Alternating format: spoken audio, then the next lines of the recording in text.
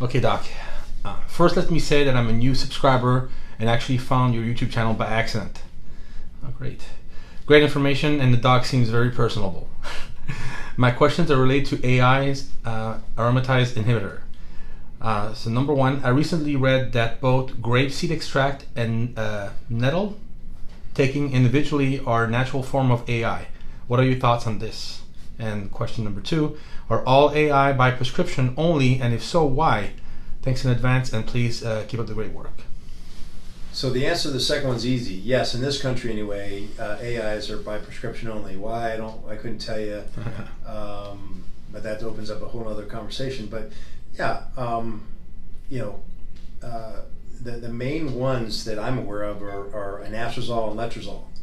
I think there might have been some others that came down the pike. Letrozole was actually the first one, but because they had some liver enzyme elevations that were apparent when they first started studying it, they went to anastrozole, and that's the current first line. They still have letrozole available. It goes by Femara, I think, by brand in this country. Mm-hmm. But I have found in using them in practice that I would probably only use them henceforward for, and not that I'm an oncologist, but I would say, okay, that I wouldn't hold back on that for cancer treatment, where you have an estrogen sensitive cancer, because the side effects for day-to-day control of estrogen are too much. And it's not the liver enzyme elevation I'm talking about.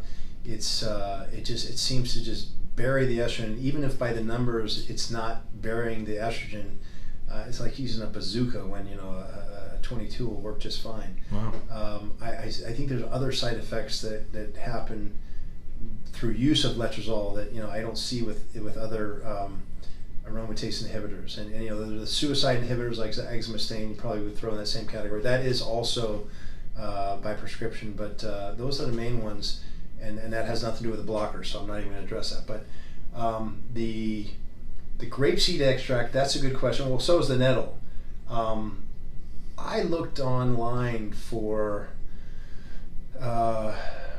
studies that show that either one of those will act as an aromatase inhibitor.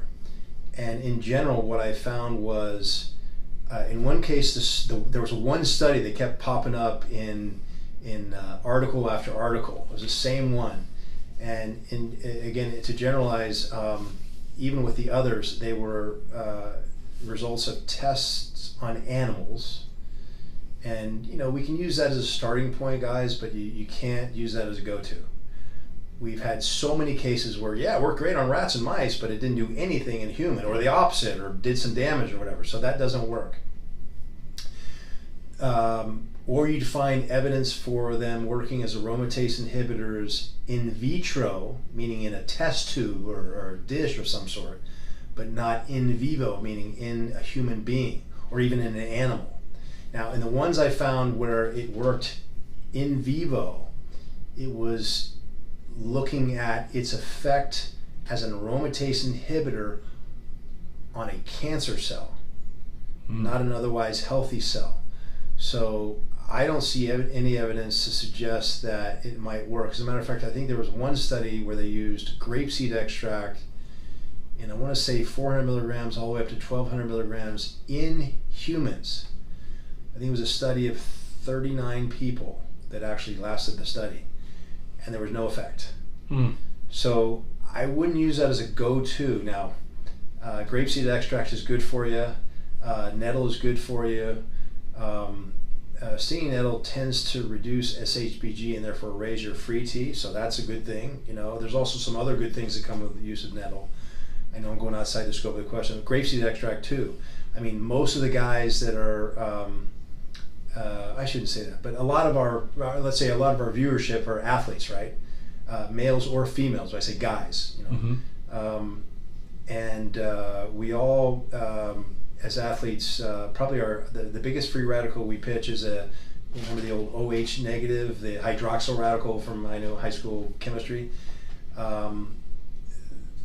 So it's one of our, it's one of the free radicals we want to treat, and more than any of them as an athlete. And grapeseed extract happens to quench that free radical better than most other substances. Who knew? That's why a lot of compounded testosterones will come in a base of grapeseed extract. So it's also a little less viscous than your sesame oil or cottonseed oil, but hey, it serves another purpose as well.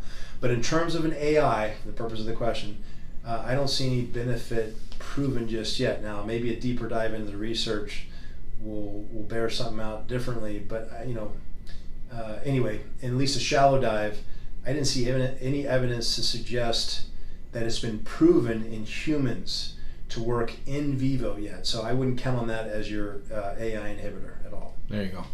Thanks, Doc.